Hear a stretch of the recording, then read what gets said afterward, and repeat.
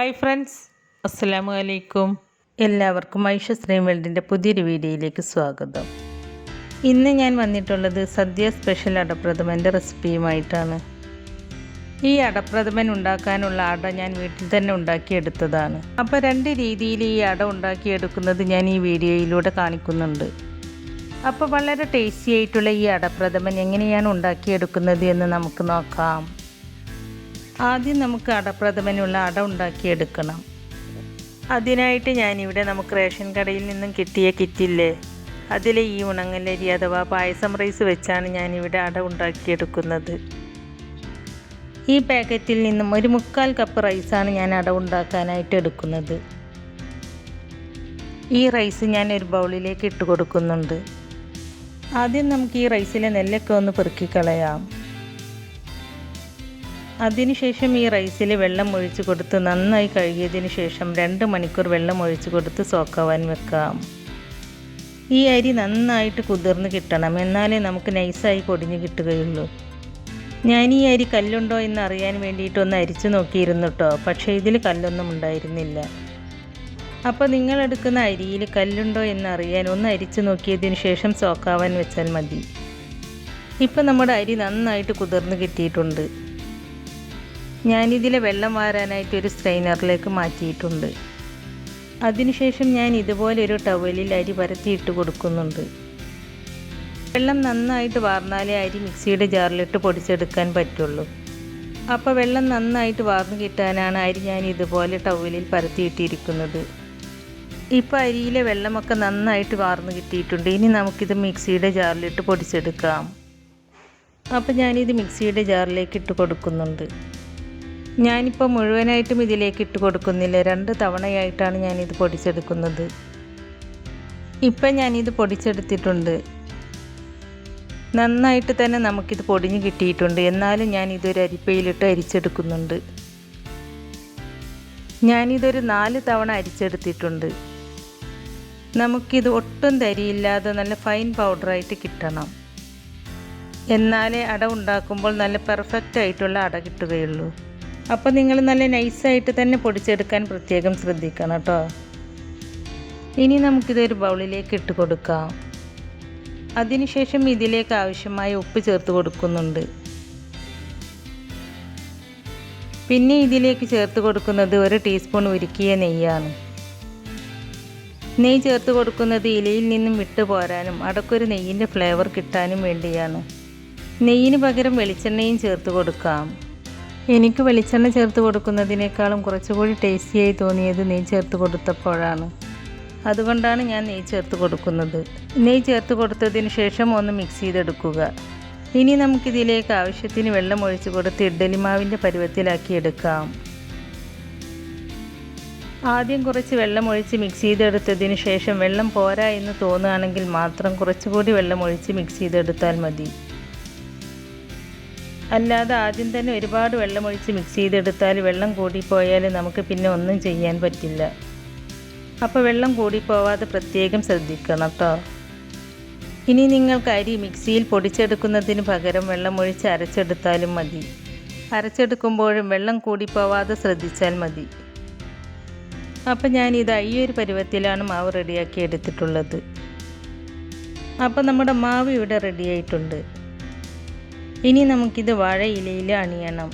അതിനായിട്ട് ഞാൻ ഇവിടെ ഒരു വാഴയില എടുത്തു വെച്ചിട്ടുണ്ട്.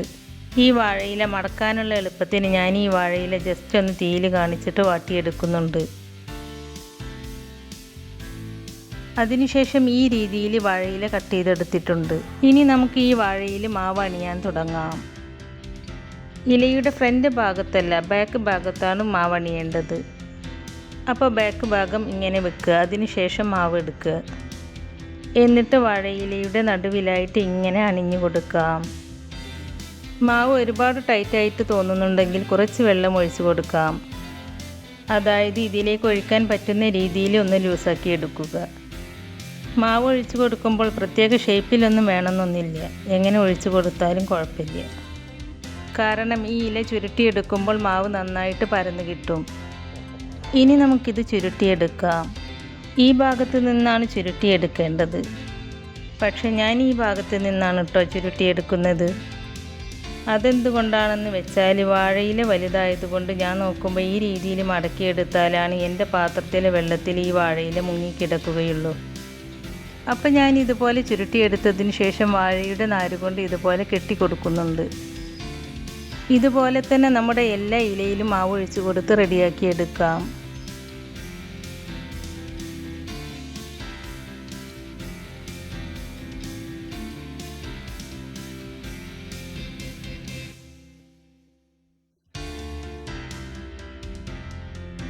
അപ്പോൾ ഞാൻ എല്ലാ ഇലയിലും ഇതുപോലെ മാവ് ഒഴിച്ച് കൊടുത്തിട്ട് കെട്ടിവെച്ചിട്ടുണ്ട്. ഇനി വാഴയില ഇല്ലാത്തവർക്കും എങ്ങനെയാണ് അട ഉണ്ടാക്കിയെടുക്കുന്നത് എന്ന് ഞാൻ കാണിച്ചു തരാം. അതിനായിട്ട് ഇതുപോലെ ഒരു സ്റ്റീലിൻ്റെ പ്ലേറ്റ് എടുക്കുക. എന്നിട്ട് നമ്മുടെ മാവിലേക്ക് കുറച്ചുകൂടി വെള്ളം ഒഴിച്ച് കൊടുത്ത് ലൂസാക്കി എടുക്കുക. ഈ ഒരു പരുവത്തിലാണ് കേട്ടോ ലൂസാക്കി എടുക്കേണ്ടത്. മാവ് ലൂസാക്കിയതിന് ശേഷം നമ്മൾ എടുത്തു വെച്ച പ്ലേറ്റിലേക്ക് ഒഴിച്ചു കൊടുക്കാം. അതിനുശേഷം ഇതുപോലെ ഒന്ന് ചുറ്റിച്ചു കൊടുക്കുക.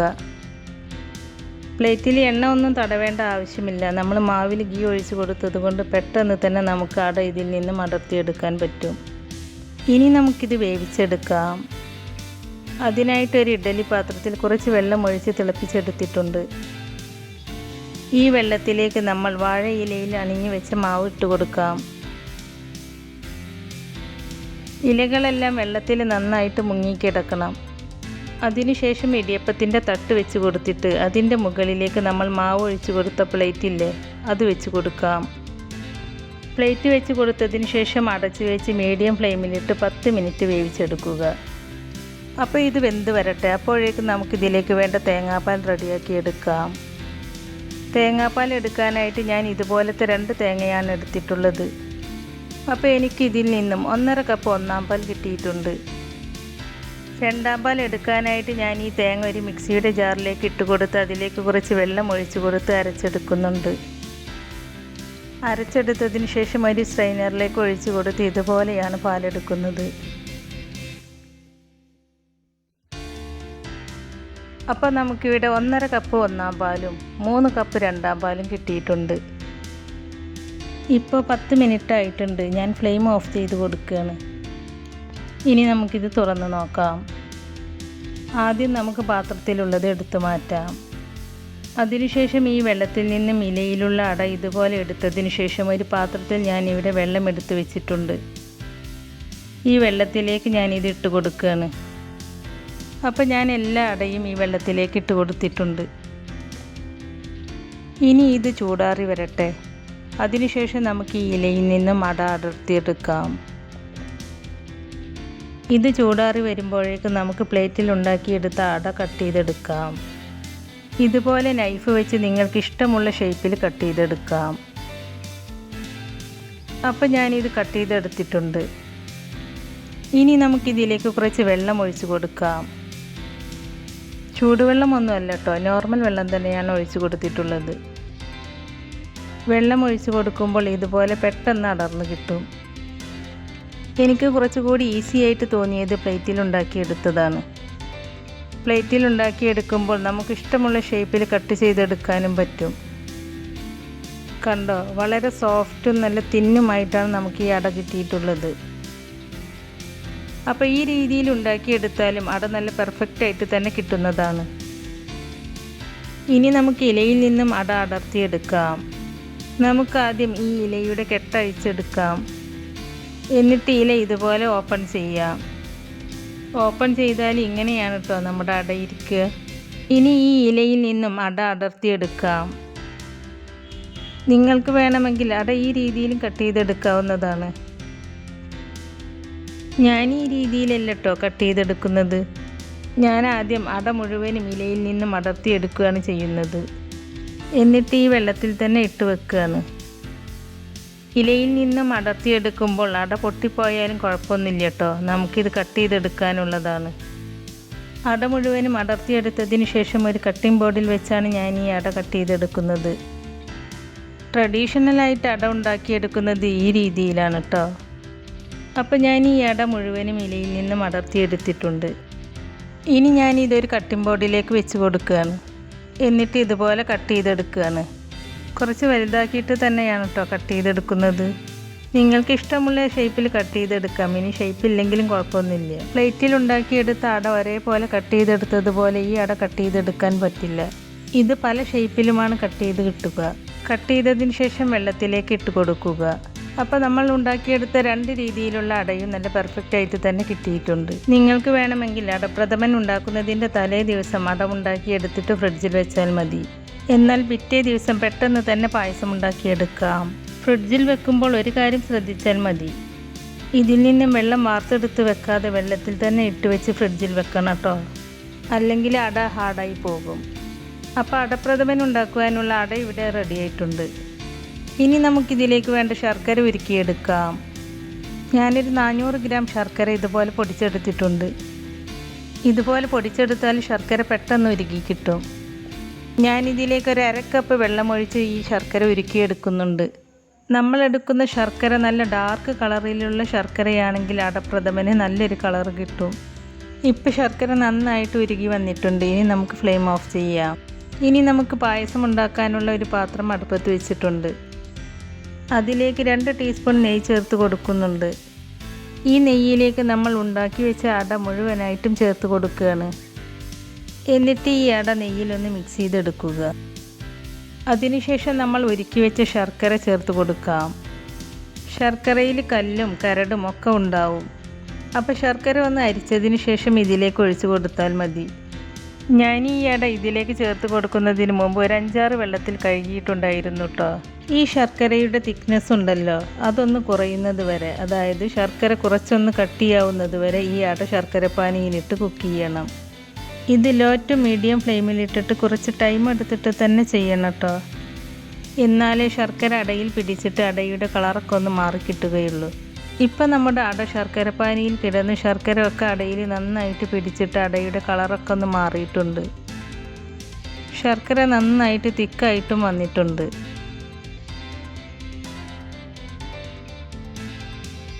ഈ സമയത്ത് നമുക്ക് എടുത്തു വെച്ച 3 കപ്പ് 2-ാം പാൽ ചേർത്ത് കൊടുക്കാം. പാല് ചേർത്ത് കൊടുത്തതിന് ശേഷം നന്നായിട്ടൊന്ന് മിക്സ് ചെയ്തെടുക്കുക. ഈ പായസം ഇതുപോലെ ഇളക്കി കൊടുക്കണം കേട്ടോ, അല്ലെങ്കിൽ അടിയിൽ പിടിക്കാനുള്ള ചാൻസ് ഉണ്ട്. ഇപ്പോൾ നമ്മുടെ പായസം നന്നായിട്ടൊന്ന് തിക്കായി വന്നിട്ടുണ്ട്. ഇതുപോലെ തിക്കായിട്ട് വരണം.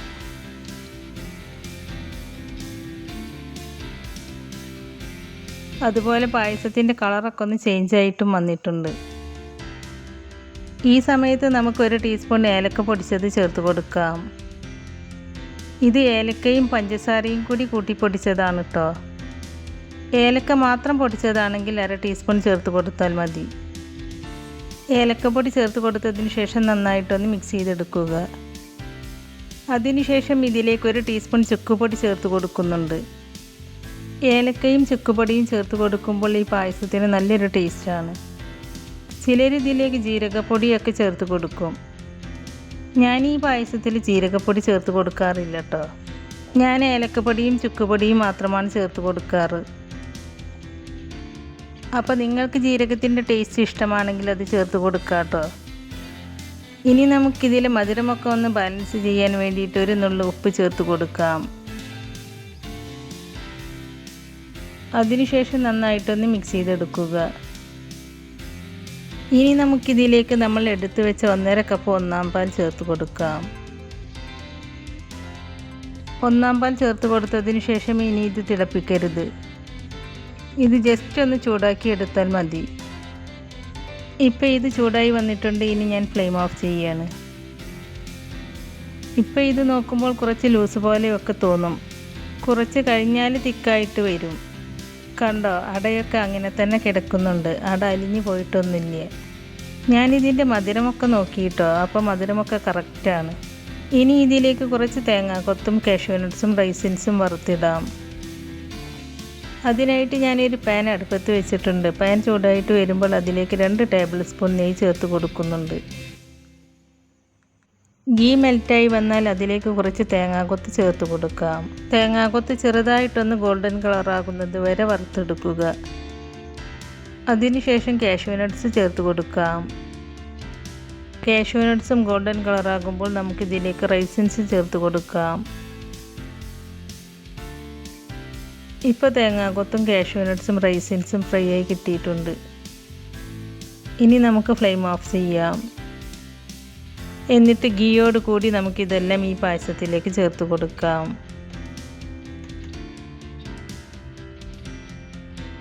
ഇനി മിക്സ് ചെയ്തതിന് ശേഷം 2 മിനിറ്റ് അടച്ച് വെക്കണം കേട്ടോ. അതിന് ശേഷം സെർവ് ചെയ്യാം. അപ്പോൾ 2 മിനിറ്റിന് ശേഷം ഞാനിതൊന്ന് തുറന്ന് നോക്കിയിട്ടുണ്ട്. പായസം കറക്റ്റ് തിക്നെസ്സിൽ വന്നിട്ടുണ്ട്. ഇനി ഞാനിതൊന്ന് മിക്സ് ചെയ്തതിന് ശേഷം സെർവ് ചെയ്യുകയാണ്.